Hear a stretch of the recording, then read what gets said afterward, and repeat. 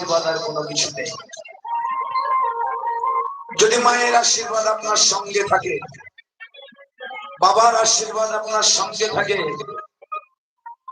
আপনি নিশ্চিত নিশ্চিত আপনি সফল কাম হবেই হবে। আপনি যেখানেই যান না কেন, যেই প্রান্তে থাকুন না কেন, আপনার পিতা মাতা যদি পরলোক গমন করে তথাপি সেখান থেকে আশীর্বাদ করে দেবে আপনাকে, সেখান থেকে আপনি কৃপা লাভ করে ধন্য ধন্য হবে।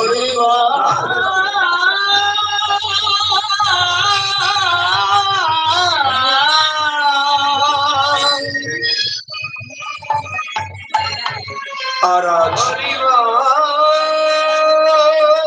প্রণাম জানাই অনন্ত কোটি জগৎ জীবের অধীশ্বর ভগবান শ্রীকৃষ্ণ, যিনি সৃষ্টি স্থিতি প্রলয় করেন, ক্ষণিকের মধ্যে যিনি প্রলয় করে দিতে পারেন,